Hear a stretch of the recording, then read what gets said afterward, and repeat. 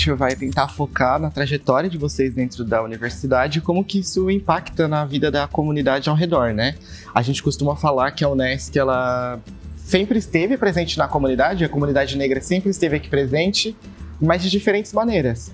Primeiro a gente acessava os serviços de saúde, vinha nas clínicas, pegava remédio, aí depois chega a primeira professora, chega a segunda professora, vai chegando, e até a nossa geração mais nova chegar como estudante em grande quantidade, assim. Então eu queria saber, primeiro começando com vocês, qual é o impacto da Unesc que vocês veem na vida dos moradores ao redor da universidade? Para além dos projetos, assim, a gente sabe que a Unesc vai e faz, e a gente acaba vendo as pessoas como objeto, né, de pesquisa. Mas como que vocês veem essa relação? Vocês acham que a população se sente valorizada? Como que isso chega lá na ponta, quando vocês tiveram contato direto com os alunos? Vamos começar por ti, né? Que é a primeira que chegou. Assim, ó, eu acredito que eu percebia isso quando a Unesc ia além dos arredores de Criciúma.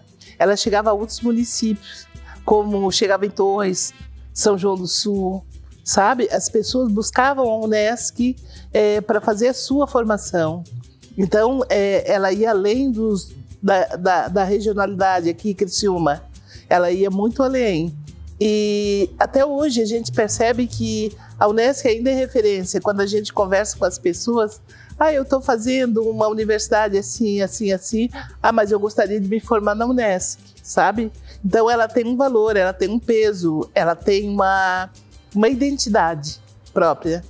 Que a comunidade do entorno da Unesc, essa agora ela está um pouco mais presente, né? E a Unesc para eles também passou a ter um significado maior, né? E assim, não é ainda aquilo que é o desejado, né, de ter esse público, né, dessa micro-região aqui dentro, mas aí entra naquela tua fala inicial. É um público que aqui circula bastante em virtude dos serviços ofertados à comunidade, né, que são as clínicas, né, a questão da farmácia solidária, certo? E aí, a partir dessa circulação aqui dentro, é que eles começam a observar outras possibilidades, que aí vem a questão do ensino para os mais próximos, né, da universidade, que esse espaço é pertencente a eles também. E para ti, Lu, como comunidade, tu é egressa, né, da universidade, como é que tu vê esse impacto da Unesc nos bairros ao redor, principalmente no Pinheirinho? Então, eu como professora, né, trabalho também com jovens e eles têm muita vontade sim dessa formação. Eles só acham que eles realmente ainda estão naquela visão de que eles não podem, né? Principalmente os meninos negros, né? Principalmente as nossas crianças, né, adolescentes negros. Eles acham que não, que até o ensino médio tá bom, né, e ponto. Eles não acreditam, né, que ali é realmente o lugar deles, porque já foi embutido dentro da mente deles que não é o lugar deles. Então, nós, quanto professores negros, estamos tentando, né, incentivando, conversando, falando que isso é importante e que lá a Unesc é o lugar. É o lugar. E pra ti, Lu, elas falaram muito dessa visão enquanto professoras, né? Mas quanto estudante que veio de outro bairro pra morar perto da universidade, estudar e chegar num curso onde tem a primeira professora negra da instituição, depois encontrar o NEAB, como é que foi esse impacto pra ti, vindo como estudante de fora? Eu lembro que quando eu tava no ensino fundamental, eu tive uma professora de geografia e ela sempre me perguntava o que eu queria ser depois, né, que terminasse a escola. E eu nunca respondi pra ela que eu queria ir pra universidade. Não, isso não era um sonho, assim, tipo, possível, sabe? E tanto que quando eu fiz o Enem, eu não sabia como me inscrever no ProUni, eu não tinha acesso à informação, porque só usava a internet na escola, né, em casa não tinha. Que a universidade em si, ela tem uma formação que é incrível. A gente tem um espaço ótimo, a gente tem tudo isso, assim, à nossa disposição. Mas eu acho que ainda falta, e quando eu cheguei aqui também me dei conta disso, falta muito ainda dos nossos aqui dentro da universidade. E acho que muito disso também vem lá do ensino, que as nossas crianças, elas não estão mais pensando em sonhar em estar na universidade, isso já é desde a minha geração. Vamos trabalhar e ajudar a família, e é isso, sabe? Então eu acredito que a Unesc tem um impacto muito grande na vida de muitas pessoas, assim. A minha vida mudou, mesmo que numa porcentagem ainda muito baixa, mas a minha vida já mudou muito. Hoje eu tenho uma profissão, hoje eu tô no mestrado aqui na universidade, logo eu vou estar no doutorado. Então, assim, eu alcancei, assim, um degrauzinho na escada eu subi. Vocês acreditam, assim, que a Unesc, ela promoveu e até hoje promove, se melhorou dos projetos específicos para a comunidade negra? Eu acho que ainda é um trabalho muito tímido. Ele tem que ser mais intensivo, sabe? Tem que estar mais, de uma forma mais frequente esse trabalho de fortalecer esse eu posso, eu quero estar e eu estou aqui. E se tu colocou alguma coisa no sentido de eu não conseguir fazer esporte porque tive que vir para a universidade. A minha oportunidade surgiu porque eu era atleta. Então, eu sinto também, eu já tive um filho aqui, que o esporte aqui dentro é pouco divulgado e ele podia ser um trampolim para essa abertura, porque os negros dominam muito o esporte, sabe? De trazer mais a comunidade negra para estar dentro da universidade. Nós temos o NEAB, né? A gente procura divulgar ao máximo, né? Então, penso que a gente também tem uma grande responsabilidade, né, enquanto pessoas que aqui estão, sejam como acadêmico, seja como funcionário, de levar isso lá fora também para os nossos. Dizer para eles, né, quais são as possibilidades, né? Olha, eu estou completando 30 anos de casa, né? A Vanir já passou por aqui. Eu acho que a gente está vivendo um momento em que talvez, né, lá atrás, eu não acreditava muito que eu fosse alcançar e ver, né, que é o programa de equidade racial, certo? Precisa ainda melhorar? Precisa, mas a gente já avançou, nós já estamos aí com estudantes negros e indígenas dentro da instituição, né?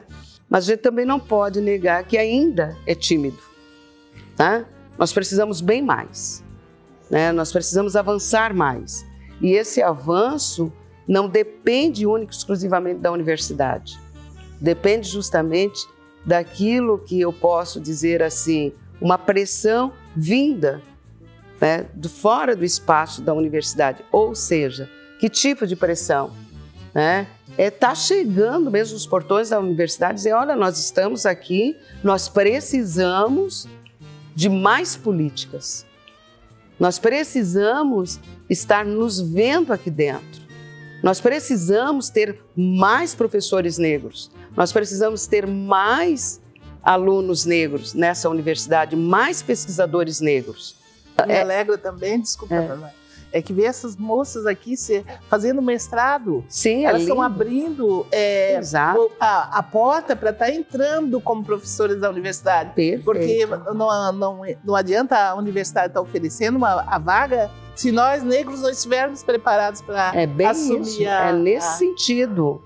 Né? Questiono a vocês também, a opinião de vocês, de como a Unesc é e como ela pode trabalhar também, né, na luta contra o racismo e contra a desigualdade social e racial aqui em Criciúma. Porque é aquilo que a Bia Ferreira diz, né? A gente não consegue, às vezes, dar conta de tentar não morrer e, ao mesmo tempo, a não te ensinar como não me matar. Como não me matar. Mas quando a gente entra, a gente vai aprendendo outras ferramentas. Sim. Então, como que fica essa questão do combate agora um pouco mais letrado? Todas as pessoas que fazem parte da universidade estejam preparadas, independente do seu segmento racial e posição que ocupa dentro da universidade, preparadas para esse combate ao racismo lá fora e à desigualdade.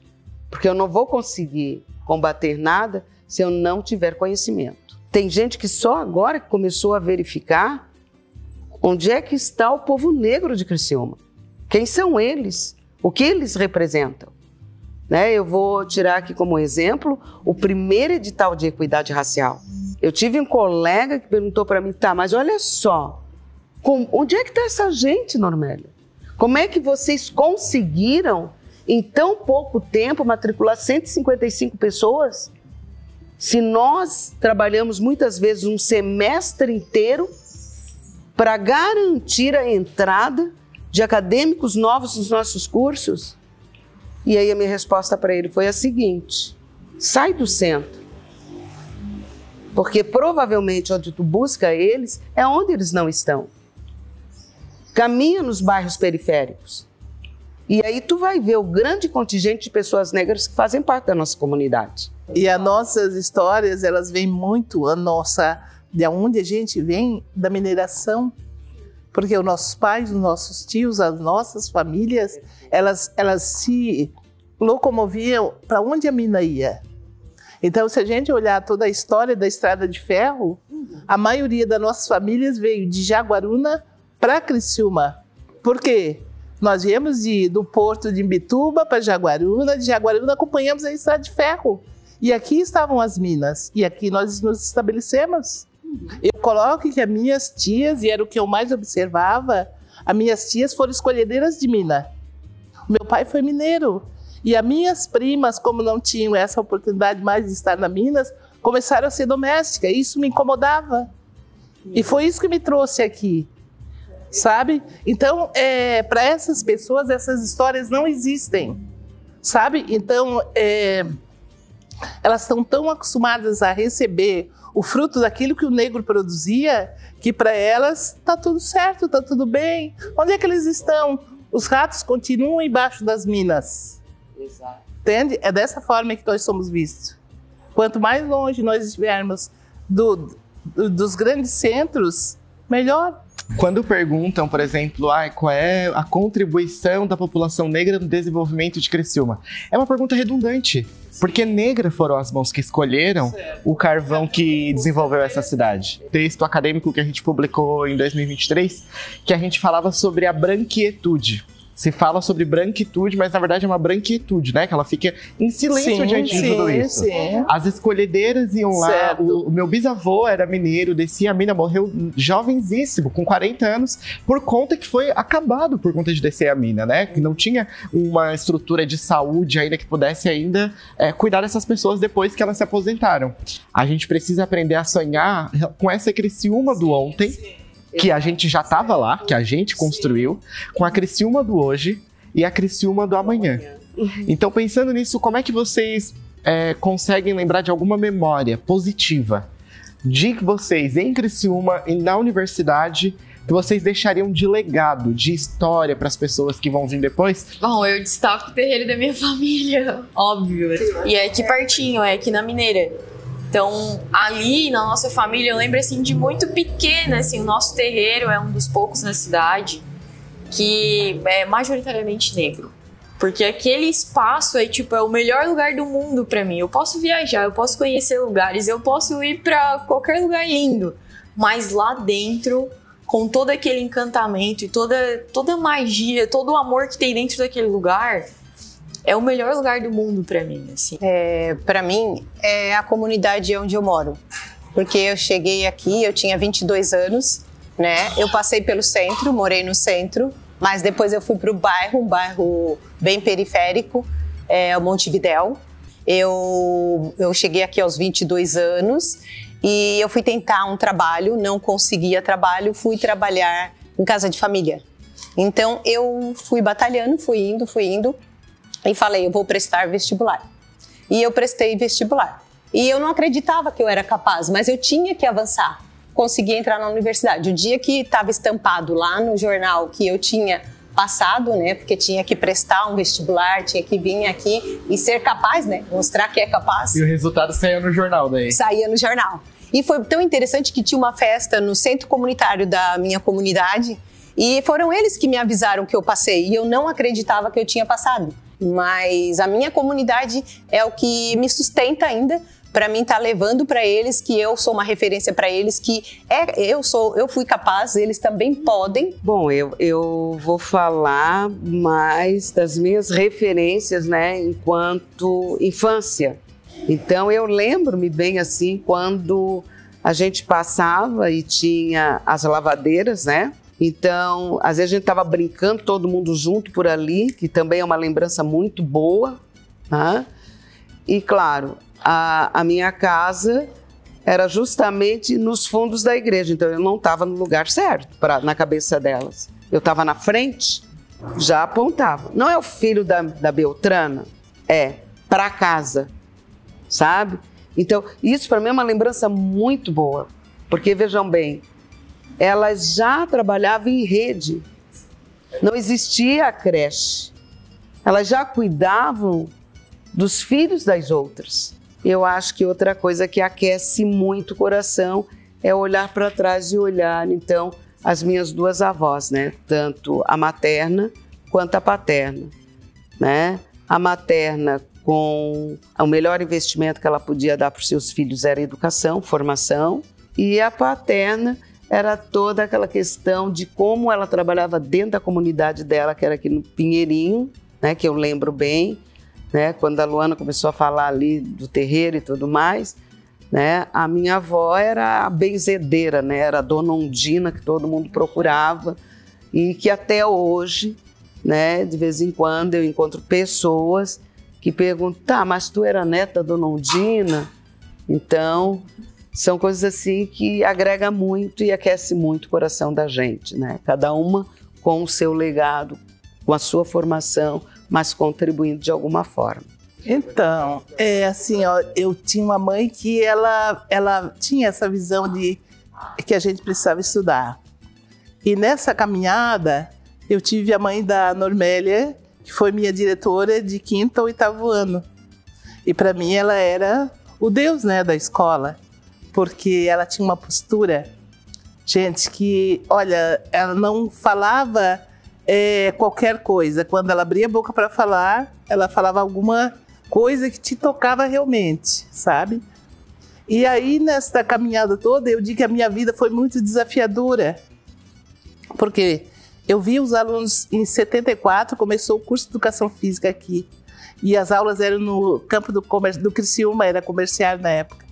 E eu estudava no colegião, e eu ia para a janela ver eles passando. Aquilo era uma paixão na minha vida. Em seguida eu fiz vestibular e passei para o curso de Educação Física. E eu também, logo que formada, eu fiz o concurso e eu fui trabalhar no Treviso, terra de italiano, sabe? Fui muito bem acolhida, trabalhei lá há 32 anos. Nossa, eu gosto muito de olhar para trás e ver o trabalho que eu fiz como professora. Foi maravilhoso, foi uma trajetória muito linda, muito boa. Não saí de lá, enfrentei todos os desafios que a educação traz e a minha cor também trazia, sabe? Eu mostrei para eles a capacidade que eu tinha. E quando eu olho para trás, eu vejo a diferença no sentido de que eu não quero puxar saco de ninguém, mas como essa gestão da universidade tem produzido alguma coisa em favor do negro, sabe? De divulgação, de apoio, de incentivo, ela está presente na nossa trajetória, na nossa história, entende? Como eu falei antes, ainda é muito tímido todo o movimento, mas já se iniciou alguma coisa. Assim, é sempre um conforto pro meu coração. Sempre que eu vou no NEAB, eu sei que tem pessoas pretas lá. E que tem a professora Normélia e que tem o Douglas, sabe? É o que me faz permanecer. E agora, conhecendo a professora aqui, sabendo que é da educação física, sabe? Uma história que eu não conhecia, uma trajetória que eu não conhecia enquanto eu estava lá. Então, se é uma das primeiras, por que não essa história não tá ali na introdução e educação física, sabe?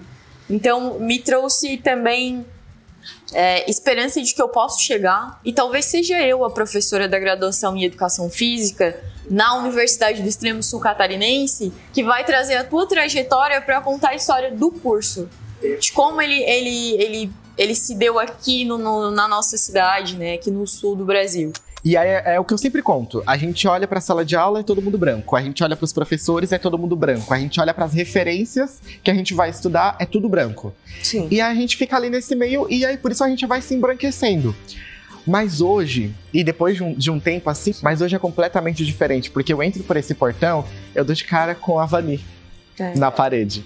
Eu chego triste, assim, acordei cedo, na chuva, eu odeio andar na chuva. A professora Normélia sabe. Venho chovendo pra trabalhar de manhã cedo, eu chego no portão e olho pra Vani sorrindo pra mim todo dia, naquela parede. E aí eu ando mais um pouquinho, entro no bloco, dou de cara com a professora Normélia. Então eu chego, eu já não dou mais de cara com essa branquitude que me silencia. Eu dou de cara com os meus que me dão voz, que me permitem voz e que me permitem voar. E eu queria colocar para vocês que hoje eu sou muito grata à universidade por ter recebido essa homenagem de vida. Isso me deu, gente, todos os dias eu lembro desse fato, sabe? Que, assim, ó, quantas pessoas também tiveram grandes feitos, não dentro da universidade, mas dentro da cidade, e não foram reconhecidos enquanto vivos, sabe? De estarem vivos aqui para receber. Eu tenho que dizer obrigado para ti, Normélia, porque o convite que eu tive, eu jamais vou esquecer. Jamais vou esquecer, porque, olha, eu precisava estar viva para viver, rememorar toda a minha história. Então, todos os dias que alguém diz, professora Vani, eu posso conversar contigo? Aquilo me alegra. Receber o teu telefonema me deixou muito feliz, sabe? Eu deixo de fazer qualquer coisa para estar com vocês sempre que vocês solicitarem. Felizmente a gente está aí com uma geração bombando dentro do NEAB, né, que a gente acredita que vai levar adiante, né, que não vai deixar morrer tudo isso, né, porque está tudo sendo muito bem construído, né, vamos dizer assim, para que só siga, né, e suba. Eu sempre costumo dizer, caminhando, olhando para frente e para o alto.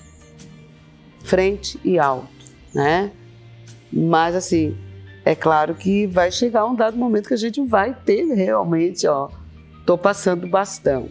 Então, estou me preparando para isso, né? Para a passagem do bastão.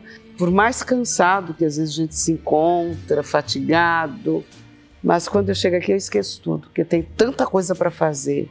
Né? E aí tem esses jovens que dão um gás e que dizem assim, não, professora, mas eu tive uma ideia. Aí tem hora que a gente, não, para aí, vamos voltar aqui um pouquinho. Às vezes eu né? vou lá só pra tirar a paz. E tem gente, era o que eu ia dizer, tem gente que assim, nem bate na porta, entra, vupt. Aí, ô fulano, porque eu vim aqui, porque eu não sei o que você fala, e daqui a pouco, tá, beleza, senta. Toma água, respira. Toma aguinha. Esse dia eu fico quase uma cuca inteira lá. Então, eu acho que é bem esse o papel da gente, né, de estar acolhendo, mas dizer assim, que para mim, imagina, todas as vezes que vocês nos requisitarem, só mesmo se tiver algo muito sério acontecendo, para não atender, né? Porque é bem como tu diz, né, Vanessa? A gente já não está tão novinha, e aí quando a gente vê que o jovem ainda vem em busca da gente, isso dá um gás, gente, que vocês não têm noção. Nos mantém, não, além de vivas, rejuvenescidas. Vamos terminar com um abraço? Vamos.